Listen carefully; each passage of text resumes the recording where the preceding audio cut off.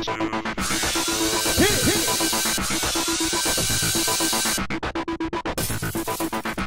everybody, welcome to another recap of Dancing with the Stars. Last week Erin went home.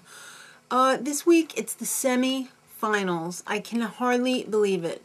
It's the final four, and each of the couples is going to be doing 3 different dances. That's crazy! Alright, so up first was Donny and Kym, and they did a tango for their first dance, and Gibb showed up because Donny's having a little trouble being sexy.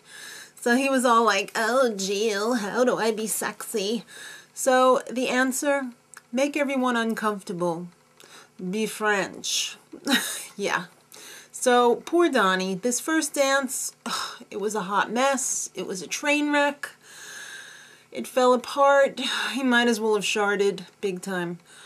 Not even the gratuitous boob shot from Kym at the end of the dance could have distracted away from the train wreck that was the tango. And her dress ripped on top of everything else. So they ended up with a 21, which was the lowest score of the night. Too bad. Alright, so the Samba was next, but first a video package of where Donny came from. I thought it was really touching. I love seeing his wife and his sons. It was nice. And their Samba, oh my god, it was like night and day. It was like he went into the locker room for the halftime pep talk and he came out and he nailed it. So he had a blast. It showed, I don't know what was wrong with Carrie Ann. She only gave him an 8, but they ended up with a 26 for that dance. And their knockout dance ended up being the Jitterbug. I don't know why, because that's a kind of hard dance, I think, to like really do well. It was good. It wasn't great. They ended up with a 27. I think the judges were a little kind. So overall for the night they ended up with a 74. Last place.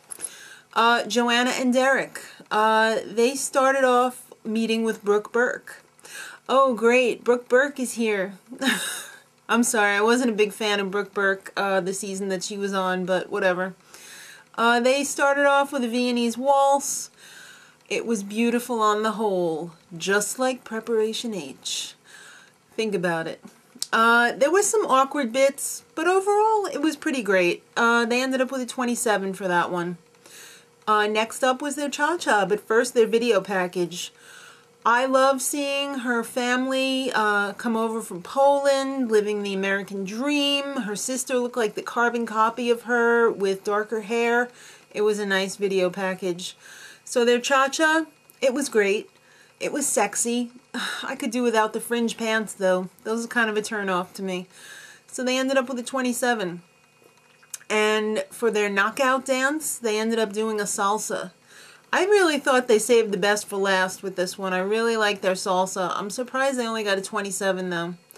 So they ended up with an 81. That's 9 nines. That's crazy. Kelly and Louie.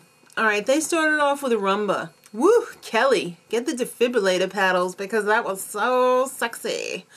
Beautiful pose at the end too. The dancing wasn't so great, but her attitude during the whole dance, it was just amazing. They ended up with a 24 because unfortunately the dancing wasn't up to par, I guess. Their video package before their Quickstep, yeah, she's an Osborne. And it's not the easiest thing in the world growing up as the daughter of the Prince of Darkness, so props to Kelly. She credited the show with turning into her into a lady. If you've ever seen that BBC series, Ladette to Lady, it's pretty funny. It's almost like Kelly's gone through that transformation, so yeah.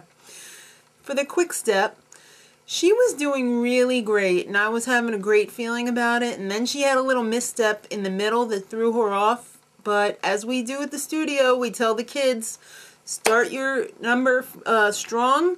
If you mess up in the middle, as long as you finish strong, no one will remember the mess up in the middle.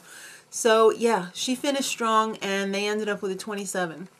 So the knockout dance was a cha-cha to Girls Just Want to Have Fun. And she did. She looked like she was having 100% fun. It was one of my favorite dances from her. They ended up with a 27 for that one, so they have a 78 for the night. Rounding out the top 4 is Mya and Dmitry. They started off with a waltz, and I thought it was pretty much perfect. Carrie-Anne had a nitpick a little bit though. I'm surprised she didn't mention that her foot came off the floor for the, there was a lift in there. I think people are just tired of hearing about that. 28 for that.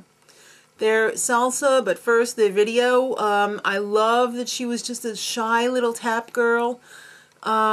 She's gone through such a transformation in her life. She was afraid to sing and perform in front of anybody, and I love a Cinderella story like that. Her Salsa, honey, it doesn't get much better than what she showed us. It was my favorite dance of hers for the entire season. And Len was hypnotized by her booty. It's about time, Len. She's got a booty. They gave her a 30 for that one. Very well deserved. Their knockout dance was a cha-cha.